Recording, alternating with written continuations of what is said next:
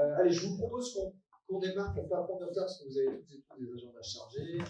Je m'appelle Frédéric Lévignon, j'ai le plaisir d'être avec vous. Je ne suis pas un spécialiste de l'industrie ni de l'énergie. Qu'est-ce que je fais là? Je suis plutôt un spécialiste de l'animation d'événements, de la présentation. J'ai le plaisir d'animer ce sujet qui me passionne, qui est celui de l'énergie au sens large. Je ne suis pas seul. Pour l'instant, il me manque 2 personnes à la table ronde. Alors, il y en a une qui est là, mais qui n'est pas là. Je ne sais pas où est Arnaud, qui ne va pas tarder à venir à nous. Et puis, on a François, pour l'instant, qui n'est pas arrivé. On espère qu'il va bien. Peut-être qu'il va nous rejoindre. Donc, je vais démarrer avec les personnes qui sont en ma compagnie, en démarrant par Yann Marchand. Yann, je laisserai vous présenter tout à l'heure au travail chez Sotheby's. Et puis, Romain Lavielle, qui travaille au sein de l'ADEME, que je vais également laisser se présenter. Le titre qu'on a donné à cette table ronde, vous l'avez lu, et c'est peut-être ça qui vous intéresse, c'est pourquoi vous êtes là. Réduire sa consommation énergétique, chemin vers la performance ou la sobriété.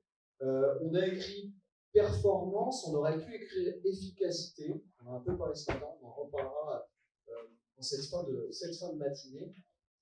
Yann, peut-être je vous laisse une petite minute pour vous présenter, vous, et présenter ce fait. Bonjour à tous. Donc, je m'appelle Yann Marchand, je suis directeur opérationnel chez Sotheby's depuis 20 ans.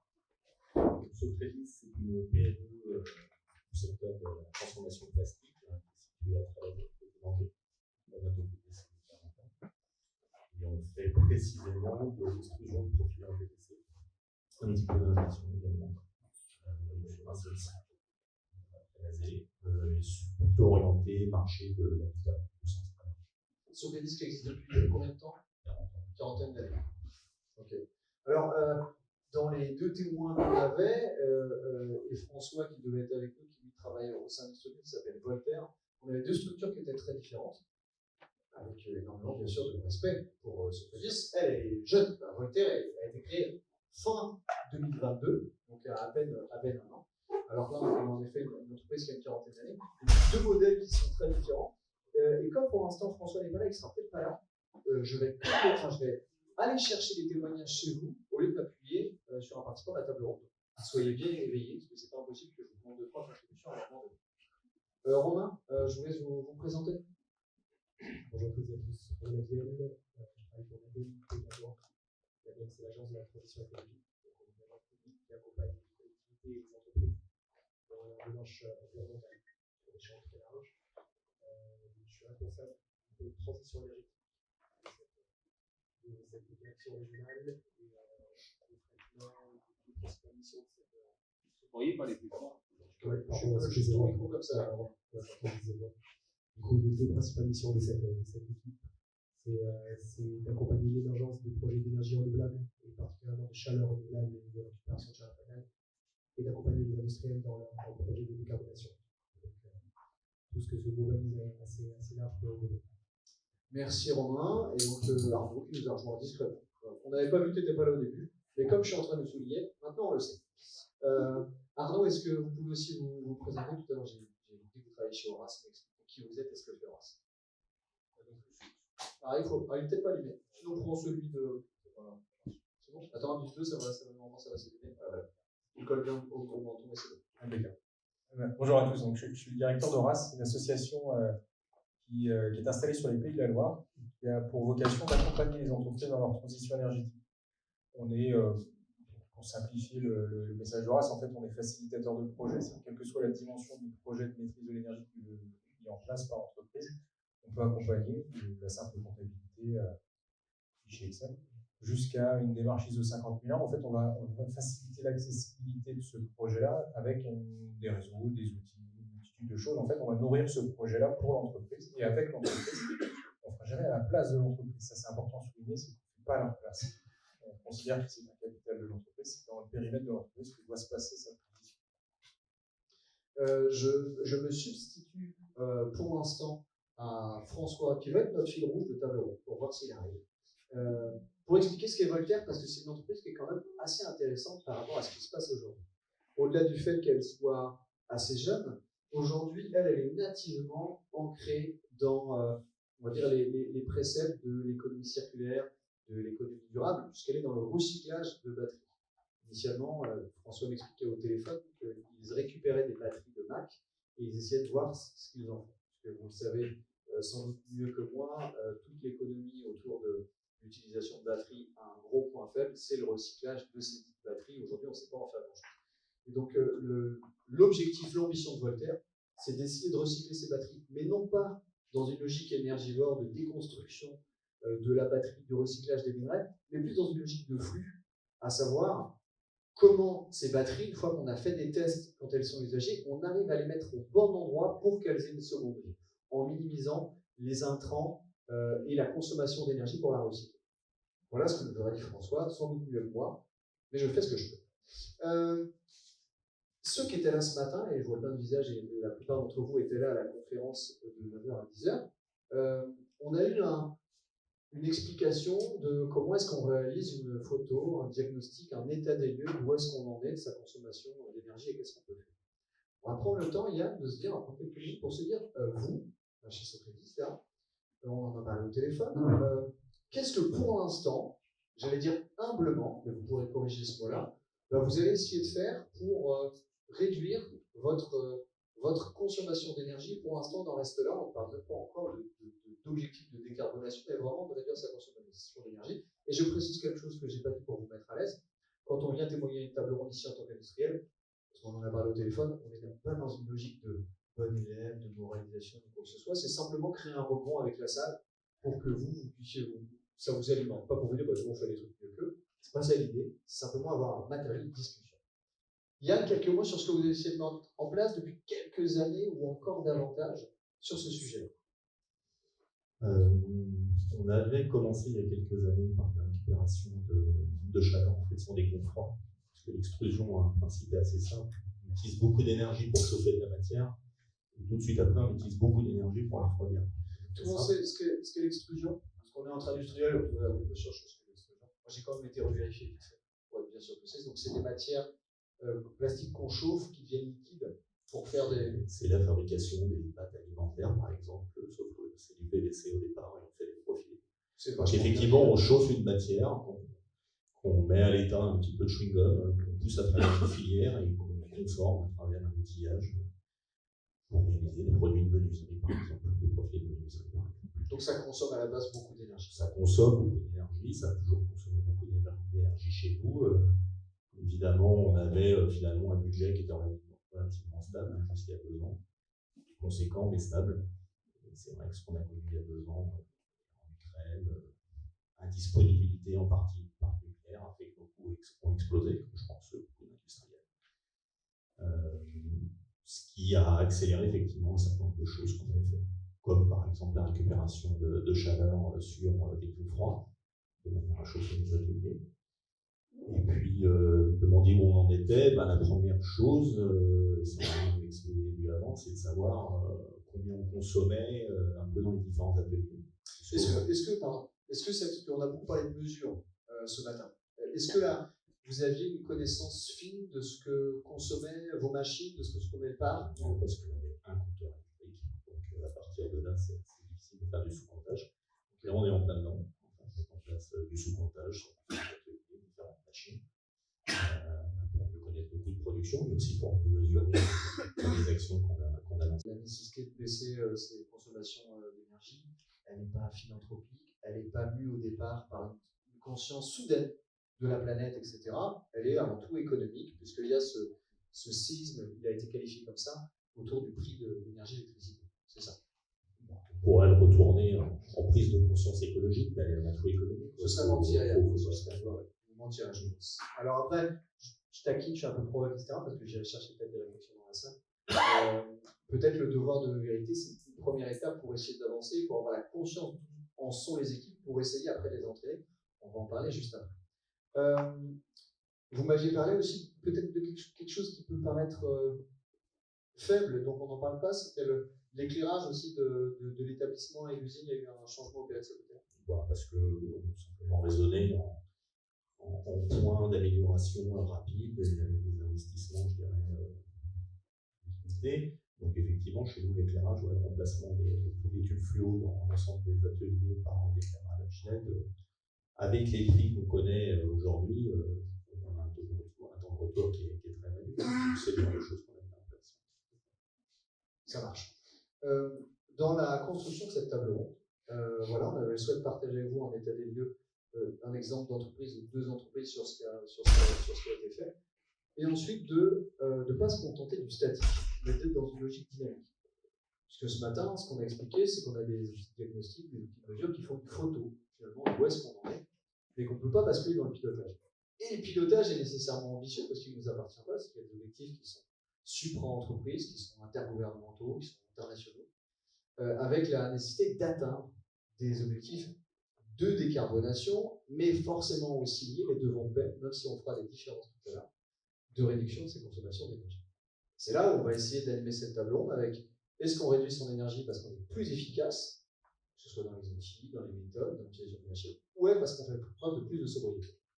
Et on a de la chance, l'ADEME a réfléchi à des scénarios d'atteinte de ces objectifs à 2050. Et Romain, on va prendre une petite dizaine de minutes pour poser cette base de scénario pour atteindre cette neutralité carbone en 2050. Et sur la base de ça, on va continuer la discussion avec un mec de l'ORAS, votre contribution, Yann, et la vôtre, vous l'avez compris, pour substituer à vous tous l'absence pour l'instant de François, qui va peut-être nous rejoindre. Ça va être ma blague fil conducteur jusqu'au bout. Romain, je te laisse peut-être nous. Normalement, il y a un slide qui est juste avant. Voilà. On n'aura pas l'occasion de rentrer dans le détail de chacun des scénarios, je vous rassure. L'objectif de ces travaux, menés par 200 experts ADEME et Neuroadem pendant 2 ans, c'est d'identifier des chemins possibles vers la neutralité carbone. On élargit un peu le prisme par rapport au sujet de table ronde, mais on se bien sûr l'objectif de neutralité carbone.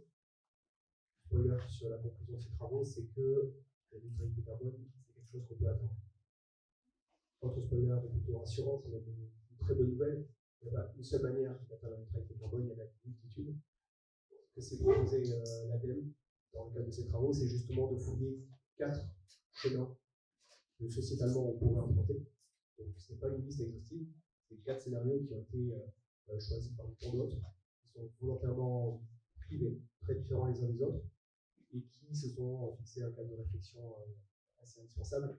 Le premier, c'est qu'on va respecter les matières qui sont les ressources qui sont à notre disposition, matières premières, eau, sol. On ne pourra pas utiliser un même arbre pour stocker du carbone dans une forêt, pour alimenter une chaudière de glace ou pour construire des planches.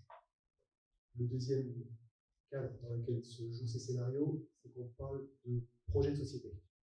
Donc on parle énergie, mais aussi usage des sols, urbanisme, mobilité, mode de vie, macroéconomie. Donc ce sont des travaux qui sont extrêmement larges et qui ont vocation à proposer, à verser dans le débat public, une fois de plus, des projets de société et d'essayer d'alimenter le débat avec une vision un peu plus holistique, un peu plus complète que les petites briques que l'on discute dans les médias ou autour de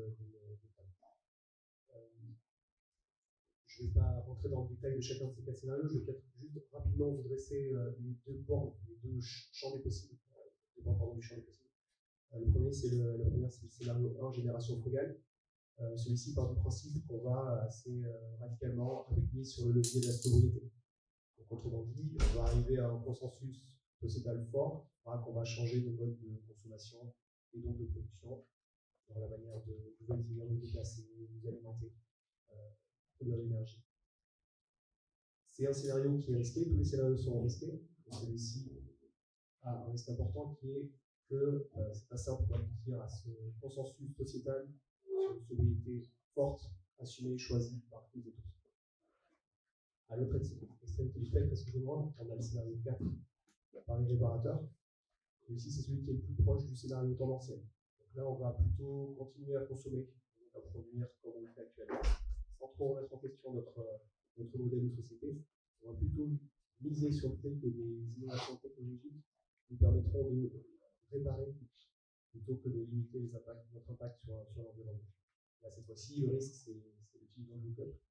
On mise sur une innovation technologique, le captage de CO2 dans l'air, qui, on l'espère, dans ce scénario, adviendra, et en plus, adviendra assez tôt pour qu'elle puisse être déployée à l'échelle industrielle sur toute la surface des globes dans des conditions économiques fiables.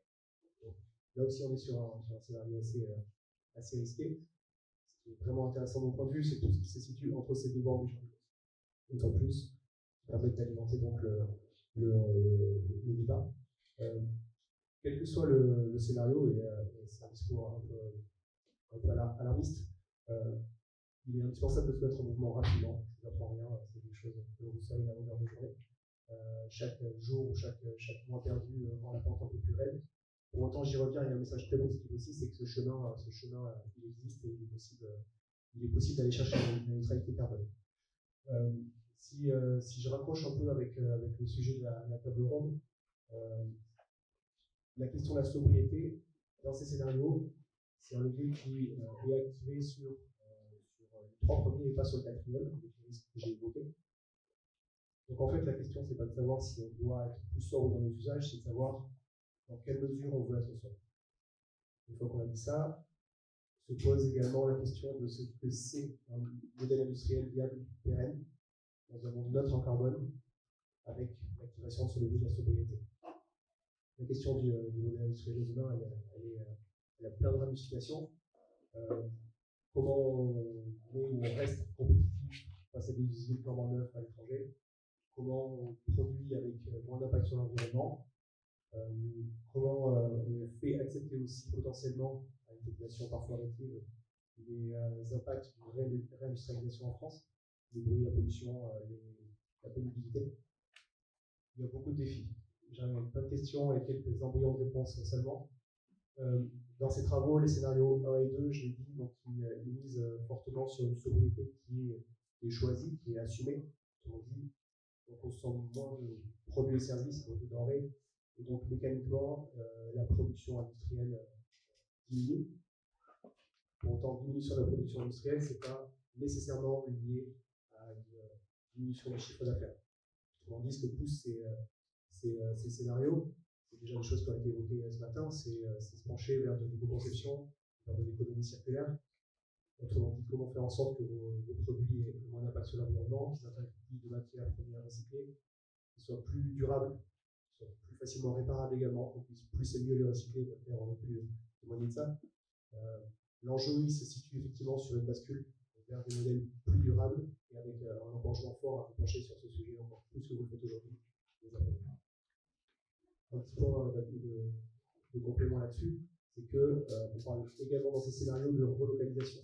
Donc, autrement dit, on accepte aussi de mettre plus de gaz à effet de serre sur certaines filières qui, du coup, pourraient venir ou revenir sur le territoire. De l'autre côté, les scénarios 3 et 4, j'ai commencé à le dire, ils remettent un peu moins en question notre modèle de société et donc moins en question également notre modèle industriel, mais sur un modèle qui est plus quantitatif. Donc là, l'objectif, c'est de décarboner la production. Donc, autrement dit, en 2050, dans ces scénarios, une aciérie qui fonctionne avec du charbon, ça n'existe pas. La chimie qui fonctionne à partir du raffinage du pétrole, ça n'existe pas, on va chercher la plus chimique. On va également activer des leviers que vous connaissez bien, l'efficacité énergétique, la production d'énergie renouvelable. Jean-François une porte ouverte, l'énergie renouvelable, ce n'est pas seulement des panneaux solaires photovoltaïques. J'ai commencé très rapidement à évoquer la chaleur fatale, il y a peut-être l'incubation de chaleur fatale à l'instant. Il y a le biogaz, il y a la production de chaleur renouvelable, c'est des pistes évidemment un peu aussi pour la parenthèse. Ces défis sont immenses. C'est quelque chose qui est indéniable. Le message, il est en aucun cas que la responsabilité en incombe seulement aux industriels, à vous. Le principe, c'est qu'on est vraiment tous sur le même bateau et que pour atteindre cette neutralité carbone, il faut qu'on mette en place des plans de transition sectorielle qui ne peuvent advenir que s'il y a des soutiens publics importants pour vous aider à franchir les lignes d'investissement. Également, un autre sujet qui a pu être rapidement évoqué, c'est celui des compétences. Mettre en place des plans de formation pour se doter collectivement des savoir-faire dont on aura besoin dans cette industrie demain qui contribuera à un monde neutre en carbone. J'espère que vous en faites trop peur. C'est trop tard. C'est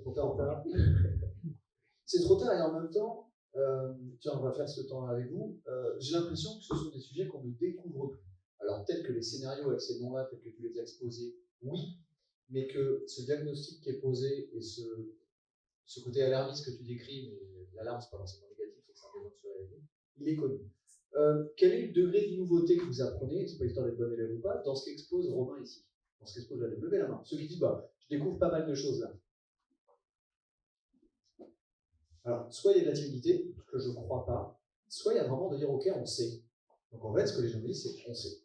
Ça, c'est plutôt une bonne nouvelle. Maintenant, moi, si je suis assis à côté de ça, je me dis, pourquoi tu nous présentes ça? Qu'est-ce que je fais de ça, moi? Je suis industriel, je ne comprends pas. C'est quoi, tu veux que je milite pour atteindre un truc? C'est pourquoi? Faut que je me positionne sur un des quatre pour pousser? Faut que je me prépare à m'adapter aux quatre? C'est-à-dire que vous qui êtes là, on vous dit ça, ok, mais qu'est-ce que je fous de ça, moi? C'est ma question, on va se débrouiller avec celle-là. C'est qu'est-ce qu'on fait de ça quand on est industriel? Et puis du coup, attention, regarde, faut se préparer, parce que j'arrive. C'est que ça vous fait un peu de temps, on attend ça, qu'est-ce qu'on fait de ça? Quand on est industriel, on est aussi citoyen, potentiellement élu. Un des objectifs de ces travaux, c'est finalement effectivement pas d'apprendre grand-chose, parce que je pense que rapidement, en quelques minutes, vous l'avez déjà en tête. C'est vraiment que collectivement, on se saisisse du débat public. J'ai commencé à évoquer son morcellement sur des sujets qui sont trop solidement imbriqués pour être traités indépendamment les uns des autres. Il faut que notre société en se réveille et qu'on ait ce débat public et qu'on se saisisse individuellement de ces débats. Les intervenir quand on est industriel, c'est de se projeter sur un des deux grands clivages que j'ai évoqués. Parce que la suite de mon modèle qui, tôt ou tard, sera un peu contraint par manque de ressources, par contraintes réglementaires, c'est plutôt d'aller vers l'éco-conception et l'économie circulaire, ou alors de focaliser sur une décarbonation de la production. Et derrière de ça, tout plein d'actions, on l'a vu ce matin, les ateliers étaient super intéressants. Il y a plein de liens. Yann, je me disais, voilà, c'est un peu sur vous. On écoute Romain, on écoute l'ADEME qui nous parle de ça. On est une société qui a 40 ans, vous avez pas mal de bouteilles dans cette société-là. Vous avez amorcé des choses. Je vais être un peu provoque, tu vois, vous avez changé 2-3 ampoules. Vous récupérez de la. Non, voilà, des néons, quoi. Quand on voit les courbes qu'il faut atteindre, et pardon, j'ai pas retenu, c'est Jérôme ce matin qui le disait, je sais plus. On montrait la courbe à atteindre, on montrait la courbe qui était la courbe et elle faisait. Franchement, c'est pas mal, c'est encourageant parce qu'on voit que ça va dans le bon sens. Il faut dédramatiser ça. Pourtant, il faut dédramatiser, mais si on n'atteint pas les objectifs, ça va pas être rigolo. Donc, il y a comme un enjeu d'atteinte de l'objectif.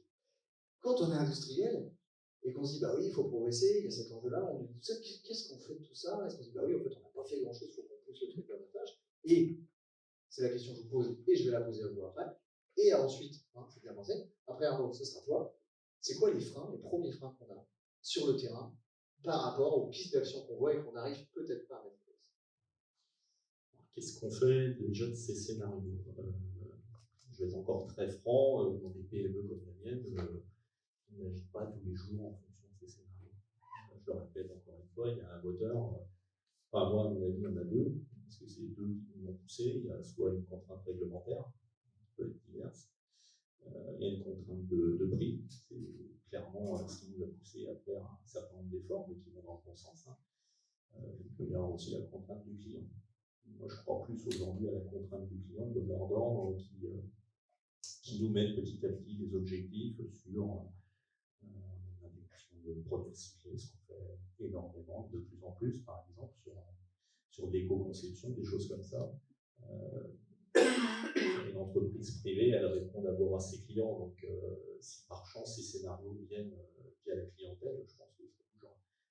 Aujourd'hui, honnêtement, c'est pas à travers ces scénarios qu'on se réalise. Ça veut dire que, évidemment, pour faire l'avocat de tout ce travail qui est fait ici, c'est qu'il y a nécessité d'une culture commune et d'un langage commun.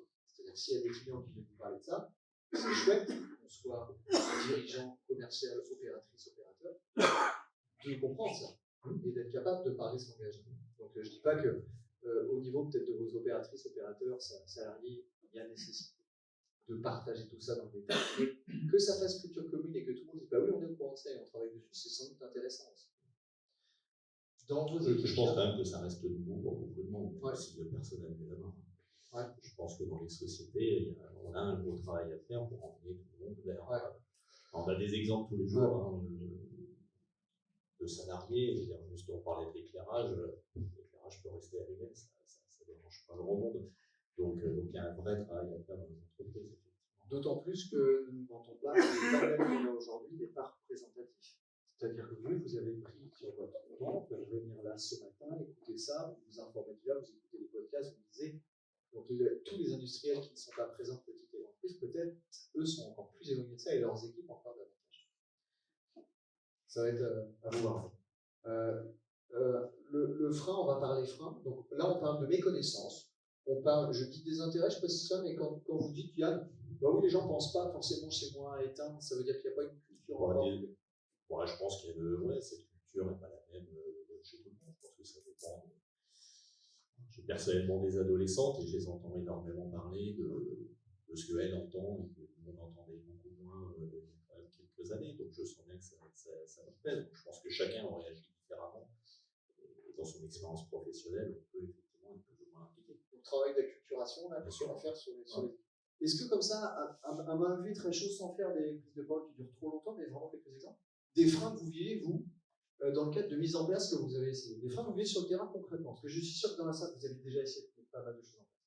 C'est quoi les freins auxquels vous êtes frottés? Allez-y. Nous sommes prestataires pour les industriels, donc nous en rencontrons un certain nombre. Et un des freins qu'on rencontre régulièrement, c'est j'ai pas le temps. J'ai pas le temps. J'ai d'autres priorités. Arnaud, ça, j'ai pas le temps. Quoi d'autre? Il y a un frein qui est la mentalité, parce qu'on a nos grands-parents qui faisaient attention à beaucoup de choses. Nous et nos parents, on faisait moins attention, et les générations qui viennent derrière, par exemple sur des MFR, c'est parfois les enfants qui reprennent les enseignants en disant vous n'avez pas été un lumière en partant. Je pense qu'un des freins, c'est aussi les générations, et là, la nouvelle génération, elle va pousser plus vite sur ces sujets-là. Donc le frein, c'est la mentalité des gens, mais là, il y a de l'espoir de dire une nouvelle génération qui arrive peut-être qui embarque autre chose. Quoi d'autre? La volonté et la motivation. Ok, souvent, on entend dire non, ça ne marchera pas. Ouais, au départ, sans rentrer dans le sujet, le fait de ne pas y croire. Ouais, ok. Ça marche. D'autres types de freins? Ouais. L'infrastructure existante qu'on ne maîtrise peut-être pas, qu'on ne peut pas maîtriser. Ok. On est coincé dans une structure. Je mets de gouvernance petite. On ne va pas pouvoir tout faire. Mais je mets comme la gouvernance quelque part, parce que dans la structure, il n'y a pas que la structure physique, il y a la structure de décision.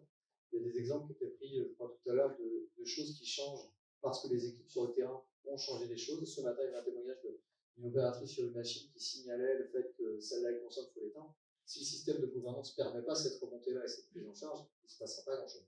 Donc la gouvernance. On en a déjà 4, la structure, enfin, pour pas dire les infrastructures. Un cinquième, on aura le temps d'en parler après. Déjà avec ça, Arnaud, pourquoi je me tournais vers vous avec ces freins-là? C'est que le métier d'Horace et le métier d'autres aussi, sans doute, c'est d'accompagner les organisations sur cette transition-là, sur cette transformation-là. Et vous avez à faire face à des freins et donc des recherches de leviers à activer pour réussir à se transformer. Comment est-ce qu'on fait quand on part de ce point-là, même que ce soit Socratis ou d'autres, et qu'on se dit je veux bien y aller, et puis là, le chemin à emprunter, il n'est pas simple. On est aussi en plein accord avec l'entreprise, c'est pas sa culture, c'est pas son métier, ça fait partie d'un fonctionnement qui n'a jamais été un problème pendant les 50 d'années. Et aujourd'hui, c'est devenu un nouvel élément stratégique qu'on doit intégrer dans ce qu'on fait au quotidien. Mais d'un autre côté, l'avantage, c'est que les entreprises sont plutôt dynamiques, elles ne sont pas en mode statique, donc ça veut dire qu'à un moment donné, elles arriveront à l'intégrer. Par contre, c'est comment et en combien de temps elles l'intègrent. Ça, c'est un des termes qui a été évoqué, c'est combien de temps, pour quel résultat. Donc, il y a ces deux éléments, combien de temps pour quel résultat, ça traduit la motivation, je l'ai entendu. En fait, plus il y a de motivation, plus on va investir de temps, parce qu'on a détecté l'intérêt de le faire et de le mettre en œuvre. Donc, ça veut dire qu'on a détecté, on a tiré un fil en disant, tiens, je peux peut-être avoir un fonds marketing, je peux peut-être avoir des économies de charge, je peux peut-être avoir une culture d'entreprise ou une valeur d'entreprise qui est à défendre, qui va permettre de capitaliser aussi du RH, etc. On peut voir plein d'opportunités dans la maîtrise de l'énergie. Ça, c'est pour ça que c'est un sujet passionnant, le sujet de l'énergie. C'est qu'il est assez catalyseur dans le fonctionnement de l'entreprise aujourd'hui. Donc, alors je pars sur tous les termes qui ont été suscités, mais l'élément principal, c'est la motivation. S'il y a une motivation, on va créer quelque chose dans l'entreprise. C'est-à-dire que ça va grandir. Et ça va grandir avec de l'information, avec de la pédagogie. C'est-à-dire qu'on ne peut pas s'improviser sur ce sujet-là. On peut simplement s'acculturer, grandir, monter en maturité, pas en devenir des experts. L'objectif d'une entreprise industrielle, c'est pas d'être expert en maîtrise de l'énergie, c'est d'associer les bons éléments au bon moment pour progresser et atteindre dans la mesure du possible, un des scénarios dans une innovation, dans une transition, dans une transformation de l'entreprise, qu'elle soit la moins douloureuse possible. Donc, motivation, qui va associer du temps, mais il faut aussi de la méthodologie, parce que si on doit intégrer ça, si on doit capitaliser dans l'entreprise, il faut une méthode. Alors, les outils viendront après, mais d'abord une méthode et un capital compétences, parce que la transition énergétique se passe dans le périmètre de l'entreprise. Ça, c'est important à souligner, c'est pas à l'extérieur, c'est dedans. On en parlait tout à l'heure entre les deux tableaux. Le piège, et évidemment, les outils sont indispensables, hein, les bilans carbone que vous présentiez, tout l'accompagnement, mais se dire qu'on fait cette mesure-là, qu'on délègue la connaissance, la compétence externe, peut être un piège, parce que finalement, on ne se saisit pas pleinement des enjeux. Et donc, le fait peut-être de nommer en interne, dans un premier temps, des gens au moins qui ont cette compétence-là, Même pour les experts, c'est intéressant d'avoir un correspondant. C'est indispensable, ça. On a le lien pilote qui va permettre justement d'agir et d'approfondir. Je ne sais pas si vous voyez la voiture Google qui est pas conducteur. Personne n'est rassuré quand on monte dedans, parce qu'en fait, on ne sait pas où on va. Alors, on parlait tout à l'heure de l'état des lieux, le point A, c'est ce qu'il nous faut. Il faut savoir d'où on part, pour savoir où on veut aller. Donc, il nous faut aussi des objectifs. Alors, pas les objectifs. Ça peut être moyen. De toute façon, quand on pose un objectif, quel qu'il soit, on se dit qu'il est trop fort. Mais à un moment donné, on essaye quand même de l'atteindre. On va mettre les choses en place pour que ça puisse se faire. Mais pour que ça soit rassurant, il faut qu'il y ait des éléments, des ingrédients qui rassurent l'entreprise à changer. On ne monte pas dans une voiture qui va nulle part, on ne prend pas un train non plus qui va nulle part. Alors, vous dites quelque chose qui est compliqué, c'est presque un sujet philosophique, qui est le sujet de la motivation. Est-ce qu'on peut motiver les équipes ? La motivation est souvent quelque chose d'intrinsèque, c'est-à-dire qu'on trouve des leviers de motivation qui sont propres, parfois stimuler les gens à faire quelque chose, mais motiver les gens est extrêmement compliqué. Et j'imagine que dans vos équipes, parfois, même vous avez de la peine, parce que il ne se passe pas grand-chose et pourtant on appuie fort. Et c'est là où il arrive discrètement. La table ronde. Moi, je savais que vous alliez arriver, François. Je l'ai dit depuis le début. Donc, je vous ai remplacé 31 minutes. J'ai raconté sans doute un peu de conneries, mais vous n'étiez pas là, donc c'est pas grave. Et François, c'est intéressant parce que vous incarnez une autre génération comme vous êtes. Vous êtes en t-shirt, on est tous en chemise avec une veste. On voit déjà que générationnellement, il y a un cap. Non, mais c'est super. Non, mais c'est des codes. Je plaisante pas. En plus, il y a la marque.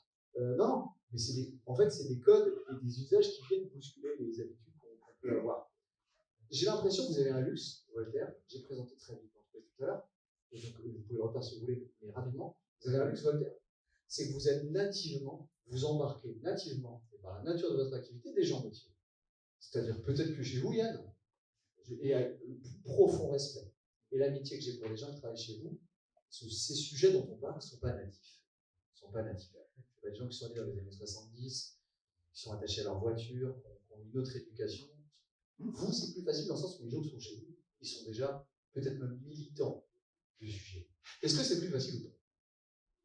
Oui, c'est plus facile. Et oui, vous avez raison de dire que les gens qui travaillent chez nous ont ce souci, et même parfois viennent travailler chez nous parce qu'ils ont ce souci. Et alors du coup, ça pose des questions aussi en termes de management. Je ne vais pas présenter Voltaire, parce que ça a déjà très bien été fait, je suis sûr. Je vais présenter qu'est-ce qui m'a amené à Voltaire, moi. Alors, en fait, moi, je suis pas du tout... moi, j'ai été Platinum Air France pendant 3 ans. C'est horrible. Je travaillais chez McKinsey. Et en fait, je voyais des entreprises qui échouaient quand même, globalement, dans leur plan de transformation, qui dépensaient des millions et des millions d'euros dans ces plans de transformation. Et quand même, il y avait au fond de ma tête cette question, mais pourquoi est-ce que tout le monde échoue tout le temps dans ces plans de transformation malgré les beaux PowerPoint que je mets des heures, voire des nuits à faire. Et en fait, c'est vrai que du coup, ça m'a amené à me poser des questions sur les leviers de motivation. Alors, c'est peut-être un peu bateau, mais... Et qu'est-ce qui vraiment venait... Comment est-ce qu'on déclenchait la motivation intrinsèque chez les gens ? J'ai eu la chance de faire la connaissance de quelqu'un qui s'appelle Frédéric Laloux, que certains connaissent peut-être. Il a écrit un bouquin qui s'appelle Reinventing Organizations. Je vous le conseille, il a été offert aux participants du Forum économique mondial il y a quelques années. C'est quelqu'un qui a passé 20 ans à se poser la question de comment est-ce qu'on fait des organisations au XXIe siècle et pas au XXe siècle. Et donc, chez Voltaire, en fait, on a 2 enjeux. On a un premier enjeu qui est de faire des batteries reconditionnées, de changer de regard sur le batterie qui aujourd'hui est un déchet dangereux. Et on a un deuxième enjeu qui est de se dire comment est-ce qu'on construit une organisation qui répond à certains critères donc, de motivation intrinsèque, et on génère un environnement dans lequel les meilleurs talents peuvent s'exprimer et avoir toutes toute la palette des besoins, une palette je trouve plus mon mot, mais bon, ils peuvent s'exprimer de la manière d'expression. Ouais, et alors en fait, ça, je ne vais pas m'éterniser, ça ne veut pas forcément dire qu'on doit aborder les choses comme certaines startups l'ont abordé il y a 5 ans ou 6 ans en mettant un baby foot, tout ça. Mais ça va être de vraiment repenser en profondeur la relation que chacun va avoir vis-à-vis de son travail, vis-à-vis de son employeur. Et moi, j'en viens aujourd'hui, alors c'est dur, mais j'ai plusieurs candidatures par jour. Des gens qui littéralement m'appellent sur le portable toutes les semaines pour savoir s'il n'y a pas une place pour venir travailler chez nous. Des gens qui sont en poste. Et donc, peut-être qu'on a commencé à trouver des solutions. J'ai aussi des gens à qui je suis obligé de renvoyer chez eux, de leur dire de ne pas venir travailler le week-end. Je suis venu avec Thibaut, il pourra témoigner. Il est en congé aujourd'hui, Thibaut, par exemple. Non, il n'est pas en congé. Mais non, mais donc du coup, en fait, quand on débloque, on a tous envie de faire des choses, quand on débloque, quand on met en adéquation ce qu'on a envie de faire, ce qu'on fait au travail, ben là, c'est un défi extra. Alors, ma question, elle ne va pas être simple. Je préviens d'abord. Parce que là, encore une fois, je me mets à votre place. Pour 5 ans et demi, après ça doit être 2, il y a un rendez-vous dans quelques années pour voir si ça tient. Non, voilà. Et puis, c'est une start-up. Il n'y a pas du tout un côté moralitaire, François, mais ton activité fait qu'en effet, toi, tu attires les gens. Mais encore une fois, mon obsession, c'est toujours de dire, on fait une table ronde, les gens écoutent. Qu'est-ce qu'on fait de ça? Est-ce que toi, c'est ça que ma question va être difficile, d'après toi, qui a connu autre chose, vous faites peut-être ce chemin aussi. Qu'est-ce qu'on prend de ça? Qu'est-ce qu'on peut mettre chez soi? Parce que peut-être vous avez encore une fois des ouvrières, des ouvriers, des employés, et l'âge n'a pas qu'à voir là-dedans, mais ça peut jouer un peu quand même, une cinquantaine d'années, qui ne sont pas du tout branchés là-dessus. Ils bossent depuis 30 ans, ça va, quelqu'un qui sort d'école, qui bosse depuis 3 ans, qui a encore du jus, il y a de la fatigue, il y a de l'usure, il y a des discours d'entreprise depuis 30 ans, il y a eu 7 plans différents en 14 ans, qui ont porté des noms différents. Comment est-ce qu'on fait puis même une industrie parfois qui n'a pas le même côté sexy, de la plasturgie, même de l'aéronautique, en plus qu'on soit moins de candidatures que toi, je pense en ce moment. Comment on fait ça? C'est-à-dire, est-ce que d'après toi, qu'est-ce qui peut saisir? Est-ce que c'est la gouvernance? Est-ce que c'est l'infrastructure dont on parle? Comment? Et puis, moi, je vais être ouvert très vite à prendre des rebonds de votre part, pour voir un peu quels sont vos points aussi, et qu'est-ce qu'on peut saisir de ce côté? Alors, j'aime pas du tout les gens qui viennent me voir avec une posture moralisatrice en me disant hey, tu sais quoi, attends, j'ai trouvé comment il faut faire. Peut-être mon passé d'ancien consultant, je déteste quand on fait le consultant avec moi.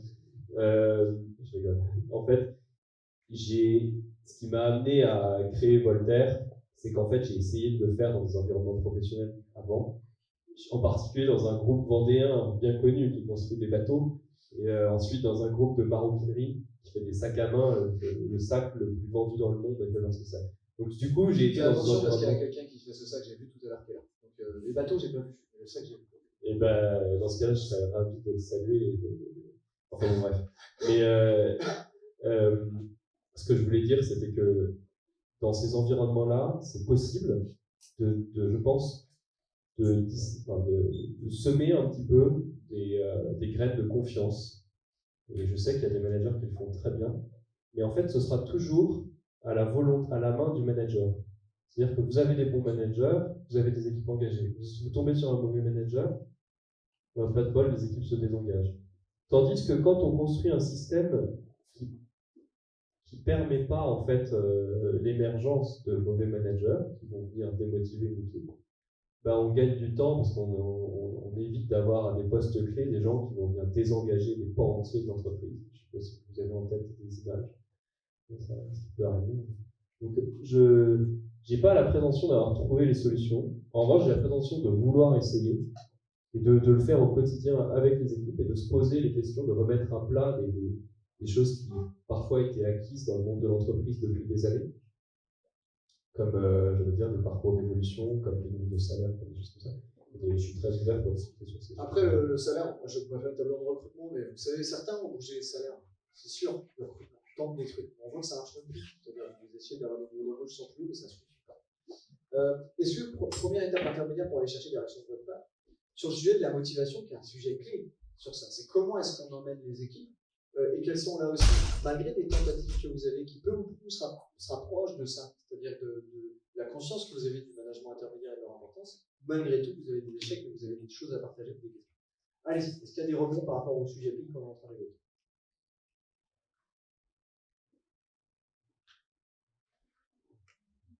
Ouais. Alors, moi, j'avais une remarque, c'est par rapport à la motivation. À un moment donné, vous l'avez placé sur un plan en disant ouais, c'est plus philosophique, etc. Alors, j'ai essayé de prendre un petit peu de recul aussi. Il y a deux niveaux au niveau de la motivation. Il y a celle que j'ai à vouloir décarboner, et il y a la vertu que ça va avoir d'avoir décarboné à l'échelle mondiale. Et on se rend compte que si on met en œuvre la totalité des efforts que l'on souhaite réaliser, on sera toujours dans une logique où on augmente cette quantité de carbone et cette accélération dans le mur. Donc, au-delà de l'action que chacun nous menons, que chacun engage pour décarboner, il y a peut-être aussi une action de groupe qu'il faut mener auprès des grands donneurs d'ordre et peut-être même de l'État dans un contrat gagnant-gagnant en disant, vous, donneurs d'ordre, à un moment donné, si vous voulez nous aider, choisissez aussi de mettre, non pas en déclaration d'intention, mais dans vos cahiers des charges, une priorité sur ceux qui ont décarboné. Parce qu'on est encore, au niveau de certains grands groupes, sur une logique de retour sur investissement et de moins 10 ans. Alors, on fait du greenwashing, on montre qu'on est bien, qu'on décarbone au travers de l'achat que l'on fait chez ses sous-traitants et pour lequel on bénéficie d'une décarbonation, mais soi-même, on est encore dans une logique, on va dire, des années 80-90, à aller vers du moins 10 ans, du moins cher, pour obtenir le meilleur résultat. Donc, il y a aussi, je crois, cette contamination de cet effort que l'on fait à donner à nos grands donneurs d'ordre pour pouvoir aller vers un résultat qui sera peut-être durable. Alors, je rebondis sur votre commentaire pour peut-être en faire une question et générer d'autres commentaires. C'est qu'en effet, cette motivation qui peut être générée par l'envie d'une contribution à un monde plus viable pour soi-même ou par ses enfants, parfois, ou ses petits-enfants, quand on a vieilli, elle est importante. Pour autant, on voit aussi, et peut-être là je serais curieux d'avoir vos témoignages, que les systèmes de gouvernance qu'on a en fait ne répondent pas au sujet, puisqu'il y a beaucoup de dirigeants qui pensent être en avance sur leurs équipes, et quand on creuse, c'est pas le cas. Il y a parfois une série de gens sur le terrain qui sont très sensibilisés à ces sujets-là et qui ne demandent qu'à le mettre en place. Et donc parfois ça interroge la manière, c'est pour ça que le management intermédiaire en effet est important, c'est comment est-ce que dans vos organisations, on laisse la place à l'expression des gens qui ont peut-être des idées, qui ont peut-être envie de faire, et qu'on oublie, alors je mets les pieds dedans, vous m'envoyez bâcher si je dis des conneries, que peut-être qu'il y a un côté patriarcal parfois de la vision qu'on a de l'entreprise, à dire on va vous donner le cap, c'est par là qu'il faut aller, et c'est très vertical, alors que parfois, ce sujet est tellement transverse, de par les enfants, de partout, que parfois il innerve la société beaucoup plus fort qu'on veut le croire, et qu'il faut laisser ce côté organique arriver dans l'entreprise, et arrêter de voir être commandé d'une manière très descendante. Ça se trouve, je suis en train de raconter une connerie énorme, mais l'avantage, c'est que ça peut vous faire réagir. Comment on rebondit sur cette idée de motivation, faire prendre conscience de l'intérêt supérieur général, et puis autre chose que je veux dire, il y a un rapport à l'effort. C'est pourquoi il y a besoin de motivation à changer le geste et la posture, c'est que ça nous coûte quelque chose. Parce que pourquoi il y a de la motivation à remplacer sa voiture par son vélo? Vous n'avez pas besoin de motivation? Si, il y a un coût. Il y a un coût qui est un deuil à faire d'une zone de confort. Et c'est comment ce chemin-là, on arrive à le faire et comment vous arrivez à le faire à vos équipes. Là, peut-être qu'on baissait parfois les niveaux de température sur des sites. Et ça a grogné, ou pas. Mais c'est comment on accompagne ça? J'ai pas la réponse. Ouais. Moi, mon point de vue par rapport à ce que vous disiez, notamment, c'est que moi, je pense que cette notion de transition et de travail sur quelque chose de plus éco-responsable, en fait, à l'heure actuelle, le levier numéro 1, ce qu'on vient de dire avec Voltaire, c'est que le levier numéro 1, c'est pour la marque employeur. En fait, parce que quand on parle de nos enfants, en fait, quand on renvoie les notions d'enfants, on a toujours l'impression que l'enfant est bizarre. Mais en fait, il y a tout un tas de personnes dans cette salle, leurs enfants, ils ont l'âge de travailler dans les entreprises. Et en fait, quand on pense enfant, il faut penser à l'enfant de 30 ans, en fait. Et qui a 25-30 ans et qui, lui, est plus du tout dans le même logiciel que ne serait-ce que le mien, en fait. Moi, j'ai 40 ans. Et en fait, moi, quand j'ai été diplômé ingénieur, ces notions-là, elles n'existaient pas, elles n'avaient pas été abordées. Et maintenant, en fait, les les enfants maintenant, ils ont cette notion-là, mais beaucoup plus tôt. Et si on ne peut pas faire de la décarbonation,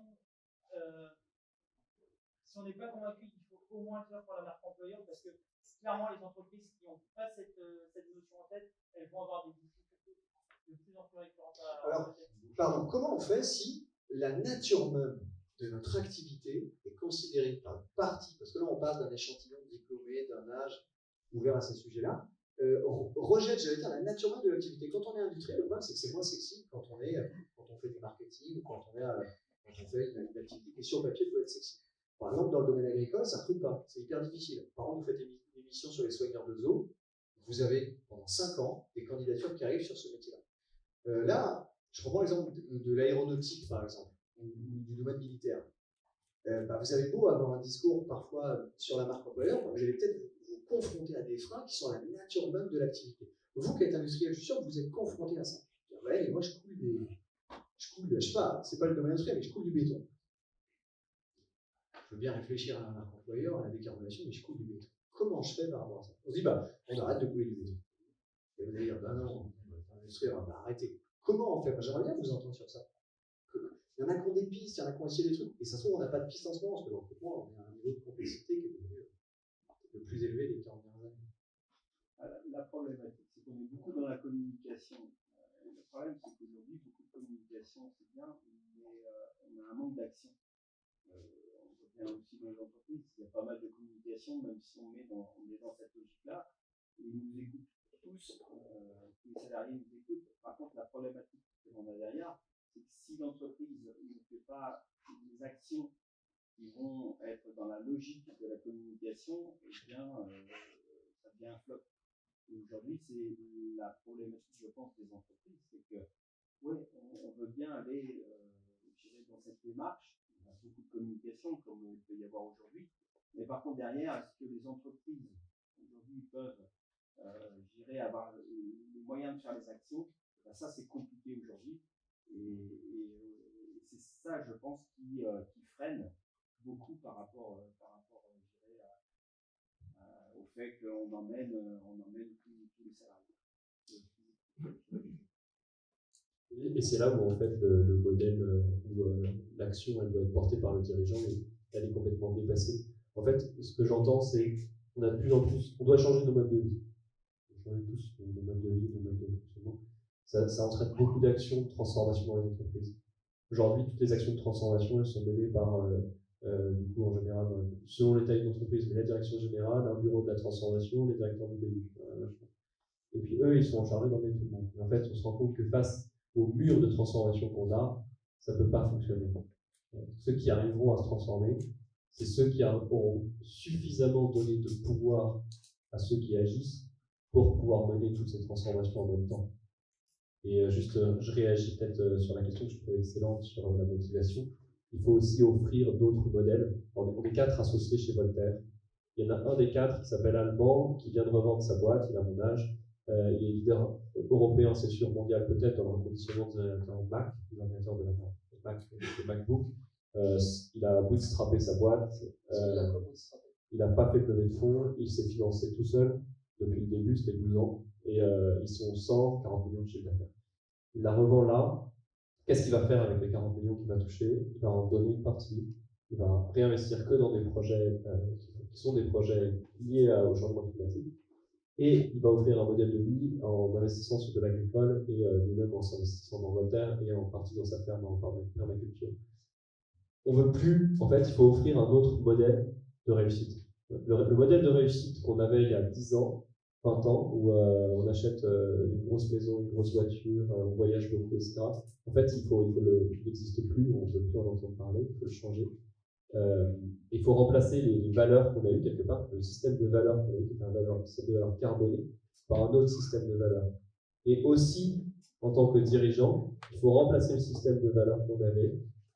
On voyait un dirigeant surpuissant qui était capable de prendre un millier de décisions par jour, tout le temps, toujours au top, etc. Non, il faut changer ce modèle-là pour un modèle de direction qui est apprenante, qui fait, qui est à l'écoute, qui facilite.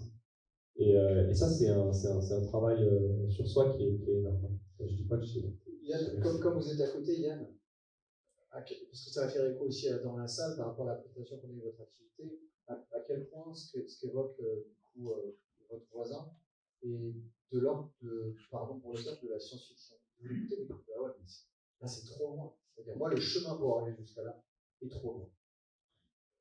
Est-ce que vous en êtes à 15%, 50%? Vous dites, je ne vois pas comment y aller pour l'instant à ça. On en est très loin. Il y a quand même beaucoup d'injonctions. Emmener tout le monde sur cette voie, je pense qu'il va falloir faire autre chose que de se dire il faut qu'on se sépare de l'ancien modèle, etc. Donc, on est, nous, précisément, dans une entreprise qui, effectivement, transforme du PVC. Alors, le PVC, c'est pas que du pétrole lointain. Donc, ça, je pense à l'actionnaire, je pense que ça doit lui évoquer un paquet de choses. Quoi. Alors, peut-être que la nouveauté par rapport au changement qu'on a eu à opérer précédemment, c'est la rapidité avec laquelle il faut piloter. C'est-à-dire que de plus en plus, on change le terme transition par transformation, parce que transition, on a appris comme ça un peu doux. La transformation de modèle, elle est brutale. Parce que, attention à tout ce qu'on se dit là, on n'a aucune idée si c'est les bonnes réponses ou pas. Ce sont que des pistes, des témoignages qui visent à faire rebondir. En revanche, l'image du capitaine ou de la capitaine d'industrie, parce que féminiser aussi la direction, c'est important, comme nous, avoir une table ronde très mixte, c'est de se dire l'image, la figure de la capitaine ou du capitaine d'industrie, elle doit changer. Vous, quand vous écoutez là, ça fait quoi dans la tête? Je suis en de professionnel. J'ai travaillé toute ma vie, c'est normal que je me sois acheté la 5.8. Est-ce que vous dites non, on mélange tout? Est-ce que vous dites, ben oui, c'est vrai. En fait, il faut être l'ambassadeur, il faut être la représentation de gens. C'est marrant quand on cite des grandes capitaines d'industrie d'il y a 50 ans, les noms qui vont revenir, je sais pas, c'est des Ribou, des choses comme ça, qui à l'époque véhiculaient quelque chose. C'était peut-être du social, des grands capitaines d'industrie qui véhiculaient quelque chose. Est-ce que pour vous, c'est en effet une réflexion que vous avez de dire, bah oui, en fait, je suis plus que dirigeant, manager de ma boîte, je véhicule un peu plus, et du coup, peut-être qu'il faut être ambassadeur de ça. Ou est-ce que vous en êtes assez loin aussi de ça? Et il y a un dernier sujet qu'il faut qu'on aborde, parce que là, le titre de la table ronde, c'est performance et sobriété. Et pour moi, de mon point de vue, depuis ce matin, on ne parle surtout que de performance. C'est-à-dire qu'on a beau dire, oui, si c'est de la sobriété parce qu'on débranche un peu les machines et compagnie, pour moi, c'est de l'efficacité par rapport aux méthodes, c'est des réglages, etc. La sobriété, si on l'applique au sens strict du terme, c'est faire moins. Comment, quand on est industriel, on se dit, ouais, je vais faire moins?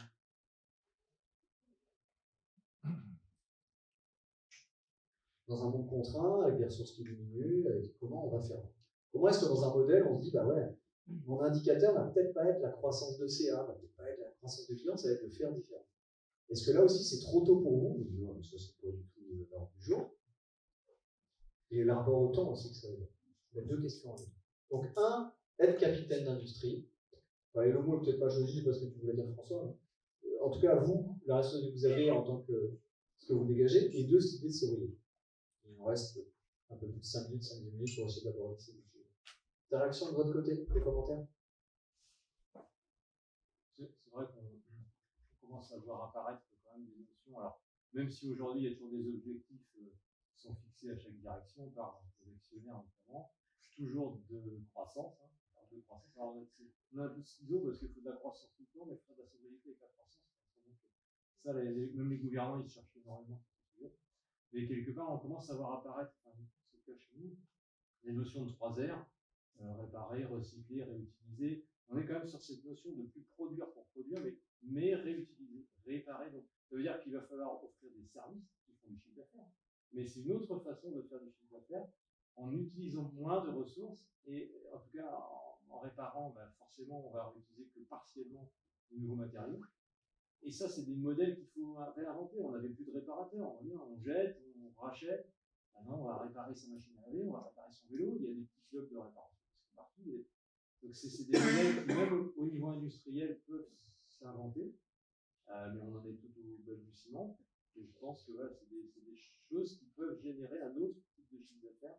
La notion de production se limitant, la notion de réparation et de services associés se développant.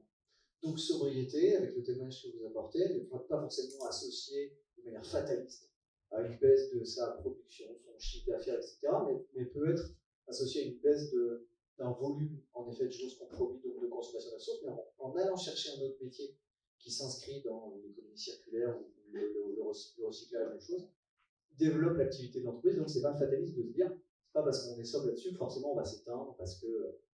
On a un métier du coup de service qui va être de la main-d'œuvre, qui va être de la, finalement, de l'utilisation personnelle pour autre chose que de la production. Alors on est d'accord que sur l'activité que vous avez, peut-être que certains dans votre tête, c'est le chemin que vous êtes en train de faire. Bien, pour moi, quel est le nouveau métier?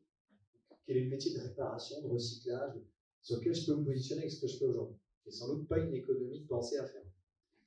Ok. D'autres témoignages sur la sobriété ou la figure comme ça un petit peu qu'on n'a pas choisi. Bah oui, je suis dirigeant, je n'ai pas forcément choisi d'endosser la cape du super-héros de Monsieur Young Madame Durable. Alors, peut-être un commentaire de votre part sur ce que je dis là, sur la performance sobriété, parce que je trouve qu'on a pas mal parlé de performance, mais pas tant de sobriété. Et qu'est-ce que ça veut dire? Est-ce que c'est la manière dont je l'ai défini moi avec la sobriété, ça veut dire faire moins? Ou est-ce qu'il y a d'autres pistes de réflexion? Parce que, qu'on le veuille ou non, c'est quelque part, si on veut atteindre la neutralité en 2050, quelque part il y a du moins. C'est la mère de toutes les questions. Quand on pose la question, pour continuer ce que je disais tout à l'heure, à Airbus, ce que c'est la sobriété chez Airbus, c'est produire en avion. Ça pose aussi la question, nous comme potentiel acheteur de billets d'avion, est-ce qu'on veut vraiment, au terme où Airbus annonce un doublement de sa production à 2040? C'est qu'il y en a, c'est leurs annoncements, effectivement. J'irai chez Airbus, j'irai contre l'industrie aéronautique. C'est une vraie question, c'est dans quelle mesure, si on souhaite atteindre la neutralité carbone, on accepte ça.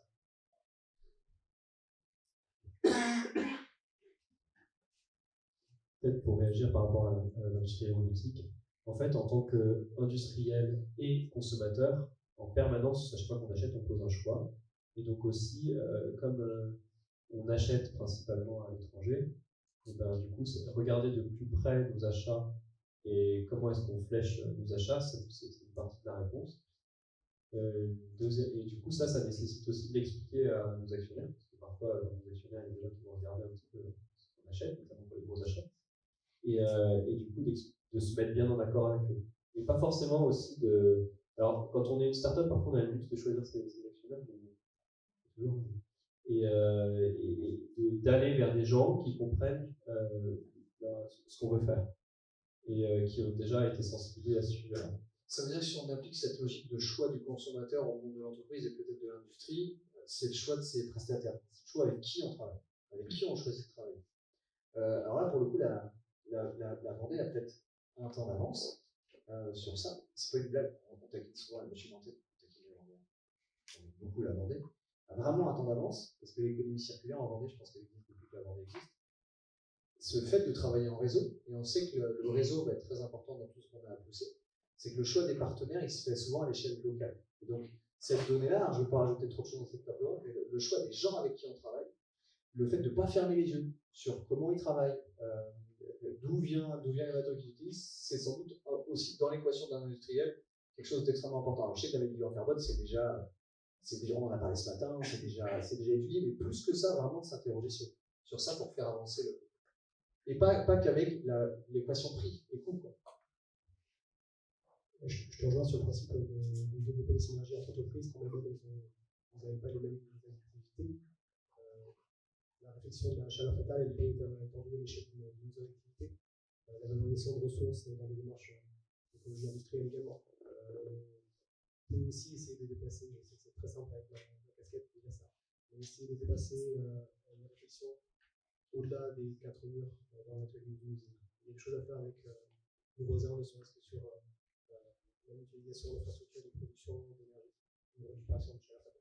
Ce sont deux exemples, je crois, qui peuvent accompagner une transition énergétique dans une démarche collaborative.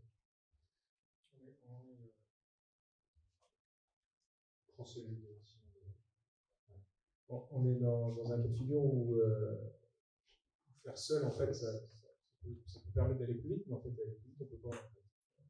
Parce que économiquement, on ne peut pas le faire. Par contre, aller plus loin collectivement, ça, c'est tout à fait faisable. On témoigne aujourd'hui d'une entreprise présente. Vouloir faire ensemble, en fait, apporte beaucoup plus de résultats et fait gagner du temps, mine de rien, parce que du coup, on fait les bons choix, on fait une bonne sélection, et on s'engage plus vite dans des résultats efficaces. Donc c'est la mise de demain, c'est le développement de services, c'est revenir en collectif. C'est être moins sur un changement purement individuel, de créer du déchet non utilisable. C'est cette notion-là qui prime, on retrouve dans la création d'entreprise, d'avoir une réflexion collective sur un cap à prendre. Et je reviens sur la notion de comment inviter ou convaincre les salariés de s'engager sur ce sujet. En fait, c'est les hommes en mer. Les hommes en mer. Et quand on pense qu'on se met tous du même côté dans un bateau, ben, il va prendre un cap. Alors, ça va être mieux quand c'est vraiment axer le cap fortement. Très naturellement, en fait, si on teste, si on découvre, si on informe, collectivement, on peut y arriver ensemble et peut s'accompagner. Ça, c'est beaucoup moins douloureux. Quand on vit une transformation, la politique de changement est douloureuse parce que individuellement, on n'a pas envie de perdre ses acquis. Par contre, si collectivement, on s'y attache, on voit qu'en fait, on peut facilement y arriver et ça se passe dans la même galère. Ouais, une question? Ouais, allez-y, je vous en prie. Juste un commentaire. Alors, moi, je suis dans les. En fait, une des façons de peu innover, en faisant autant avec moins, c'est de faire des collaborations. Une des spécificités, du moins de mon point de vue de la France, c'est que pour dérisquer en fait, de travailler en collaboratif, ce n'est pas nécessairement quelque chose que les sociétés peuvent faire, c'est qu'en fait, les régions, le gouvernement, l'État est vraiment présent pour accompagner et subventionner ces activités d'innovation. Donc là, c'est un commentaire dans le sens de dire qu'il ne faut pas hésiter à se tourner vers des gens qui ont la capacité d'aider. Notamment. Moi, je m'appelle une boîte qui s'appelle DAER, d'aéronautique, et du coup, on est accompagné par la région Pays de la Loire, l'ADEME notamment, aussi sur d'autres projets. Il suffit d'aller les voir et leur proposer, et ils nous accompagnent et nous subventionnent là sur un projet autour de 20% sur l'activité de l'ERD, et l'ADEME même à 40 ou 50% sur des projets. Après, on ne se connaît pas et je connais pas forcément l'entreprise. Donc, je me permets, c'est vrai, d'appliquer quelque chose sur vous qui n'est pas forcément le cas, mais le risque aussi de ça parfois, notamment auprès des équipes, c'est de se dire, voilà, on va chercher un truc sous perfusion d'un modèle qui est peut-être sur le déclin. Le côté subvention est là pour nous faire tenir le temps d'eux, et c'est sans doute pas le cas. C'est comment on transforme ça pour pivoter. Et puis, ma question derrière, c'est est-ce que la motivation à aller chercher de l'aide, c'est de montrer aux équipes, de dire, on va pas. Parce qu'ils peuvent se poser des questions chez vous, j'imagine. Quand on pose dans l'aéronautique, tous les gens qui se sont diplômés en 2018 sur l'aéronautique, comme il y arrive, merde, j'ai choisi un mauvais filière, j'avais mes parents. Est-ce qu'il s'agit de. C'était rassurer les gens, c'était se motiver à dire il y a des pistes d'action, il faut penser. C'était quoi la motivation première quand on allait chercher l'aide? En fait, il y en a deux. Premièrement, c'est arriver à aller voir les actionnaires, la direction, les sponsors, et leur dire en fait, on se fait cofinancer, donc mettez de l'argent sur ces projets. Et donc là, ça permet de faire pencher la balance. Et l'autre aspect, c'est juste de prendre plus de risques et être plus ambitieux.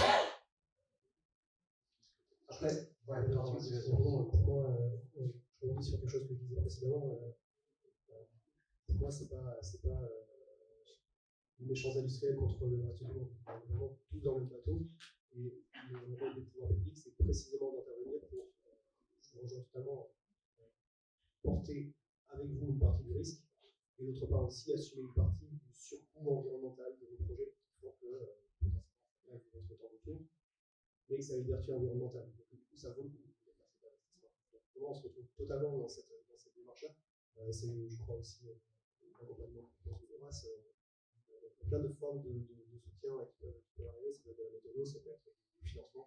En tout cas, sur l'innovation ou sur des projets qui sont déjà très industrialisés, il y a plein de choses à faire avec les pouvoirs publics aussi. Et c'est vrai qu'on aurait pu mettre à ambition un slash avec un autre terme qu'on n'a pas utilisé et qui, pour la marque employeur en termes d'industrie, peut être intéressant, c'est la fierté. C'est-à-dire que c'est vrai qu'il y a du bashing qui arrive dans pas mal de domaines. Et on peut juste raisonner le produit et se dire l'avion, c'est pourri. Et donc l'aéronautique, c'est pourri. C'est comme avoir une hauteur de vue qui n'est pas très élevée, puisqu'il ne s'agit pas de condamner l'avion, il s'agit de parler de l'usage. Et de se dire comment est-ce que l'industrie française, et Dieu sait qu'il y a pas de hashtags gouvernementaux, je pense sur la French Industry, etc., même si ça interrogerait le centre d'industrie qui est l'énergie et comment est-ce qu'on fait pour industrialiser la France dans les limites d'énergie limitées, mais se dire comment est-ce que quand on a une industrie française, qui fait un produit dont on est fier, parce qu'à un moment donné, on peut critiquer l'industrie, mais on a tous besoin de. Quand j'ai un iPhone, j'ai un Mac, c'est fait dans des conditions dégueulasses en Chine. Là, pourtant on est un peu militant, c'est qu'on a besoin d'usage, on a besoin de voitures, on a besoin de routes, on a besoin de construction. Et comment les industries sont les premières à réfléchir finalement aux usages et comment est-ce qu'elles les font. Et donc en effet, cette volonté d'aller dire aux industries, nous on réfléchit, nous on pense aux usages d'après, etc. Et peut-être un levier, vous le savez mieux que nous, peut-être un levier activé, peut-être nous on avance sur nos positions pour réfléchir sur ça, parce que demain il faudra toujours des choses qu'on produit. Le plastique ne va pas mourir du jour au lendemain. Peut-être que le plastique changera et autres. On arrive à la fin de cette table ronde. Est-ce qu'il y a un petit dernier commentaire avant qu'on ferme, en sachant que personne ne part en courant, je crois, juste après. Ça veut dire que la discussion, elle est possible aussi au moment du cocktail déjeunatoire. Dernier commentaire, quelque chose qu'on a oublié. Qu'est-ce qu'on a oublié de dire et qu'on a raté en partie la table ronde parce qu'on n'a pas parlé de ça. Ça permettra de corriger pour la fois d'après. Ou quel est le sujet? Ouais. Je pense qu'on a rien oublié, mais on se rend compte que c'est surtout la difficulté, c'est de motiver les actionnaires. Par contre, ils ont changé leur logiciel. Là, j'ai changé sur le logiciel. Je dois parler de transformation, donc il y a des outils. Il faut juste trouver les bons produits. L'industrie doit se repenser, ces produits, ces modèles. Aujourd'hui, le frein, c'est ce que je constatais encore hier, c'est les actionnaires. C'est encore cette façon de penser capitaliste. Et par contre, c'est eux qui, sur ces personnages, et si on voit que c'est porté par les actionnaires et par la vie, mobiliser les équipes, il y aura une réaction. La bonne nouvelle, c'est que je pense que les choses sont en train de changer, les actionnaires. Un peu sous la contrainte, parce que du coup, ils doivent obéir à des ratios.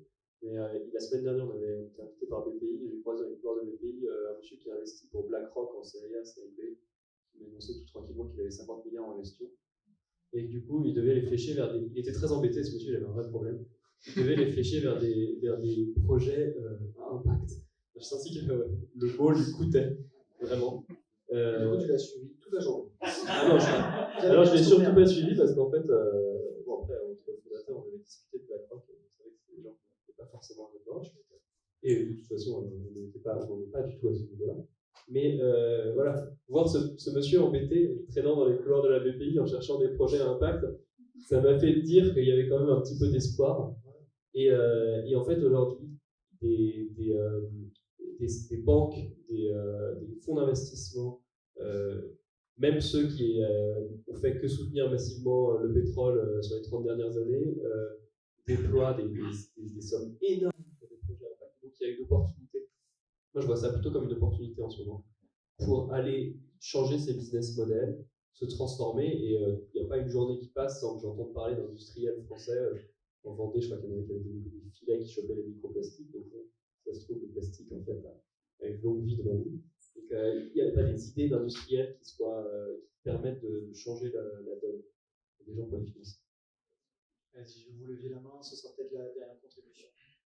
Est-ce que vous croyez que quand ils vont investir ces 50 milliards dans des choses fléchées d'un point de vue écologique, etc., c'est parce qu'ils pensent que c'est la vérité, ou alors parce que quelque part, ils ont. Ben oui, parce qu'il y a le temps de l'autre côté, ça va se casser la gueule de l'autre côté. Donc je mise sur le fait que ça ne s'imposera pas parce que c'est la vérité, ça s'imposera parce que le gouvernement décidera que c'est comme ça, c'est comme ça. C'est ce qu'on commence à voir sur la tonne de CO2 qui coûtait 10 € quand coûte 100. Le jour où elle coûtera 1000, la suppression des quotas gratuits de CO2, c'est ça qui va faire évoluer. C'est la réglementation et le fait de l'imposer. C'est pas le fait de dire que c'est la vérité, on est tous convaincus que c'est la vérité. Mais ça ne s'imposera pas parce que c'est la vérité.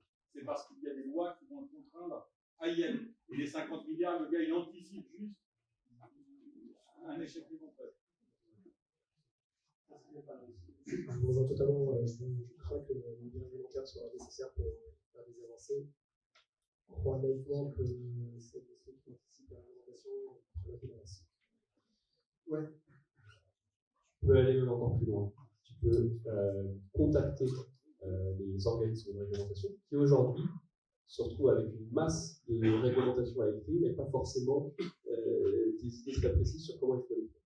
Et donc, il faut les aider dans ce travail et travailler de façon conjointe en disant voilà les problèmes que je rencontre, voilà les solutions que je trouve actuellement, est-ce que c'est dans les clous, est-ce qu'on n'est pas dans les clous, qu'est-ce que tu en penses, et écrire les règles ensemble.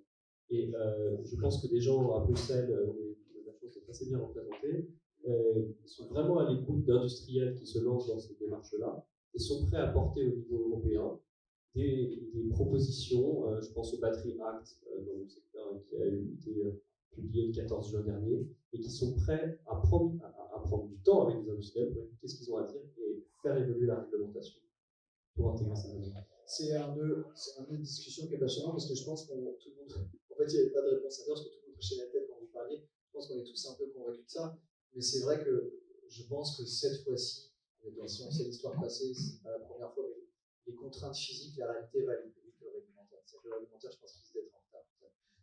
Sur tous les terrains constructifs, sur la côte, etc., il va y avoir des débats, etc., ça va aller trop vite. Dans le Finistère, il y a des actions immersives qui arrivent. En fait, les terrains sont demandés beaucoup plus tôt que c'était prévu. Donc en fait, on voit que la réalité physique, de toute façon, risque d'aller trop vite pour le réglementaire. Et c'est là, en effet, quand on est industriel, c'est comment est-ce que quand on a un temps d'avance, parce que vous avez un temps d'avance, vous connaissez très bien vos sujets, on se dit, on essaye de déplacer l'option pour aller plus vite. C'est passionnant. Je vous propose que cette passion soit déportée au moment du déjeuner pour ceux qui restent. Merci à tous les quatre pour votre intervention, pour vos témoignages. Merci à vous pour vos réactions. Il y a des ateliers qui sont prévus en début d'après-midi à 14h. Certains d'entre vous se sont inscrits à l'avance, d'autres ne l'ont pas fait. Pas de panique, il reste des places. Par contre, vous comprenez bien, le nombre limité par atelier est fixé à une petite dizaine. Donc il y a des places disponibles pour certains ateliers, dont celui de Reims, c'est prévu à 14h. Les ateliers se déroulent ici dans l'espace et puis dans les salles d'ateliers qui sont juste là. Les papiers pour vous inscrire, pour voir où il reste des places, sont au niveau de l'accueil sur la table noire. N'hésitez pas à aller voir et vous inscrire jusqu'à 14h. Bon, alors un peu avant 14h pour vous organiser, mais allez jeter un coup d'œil. Merci pour votre participation, merci pour votre attention, puisqu'on vous propose de continuer cette discussion.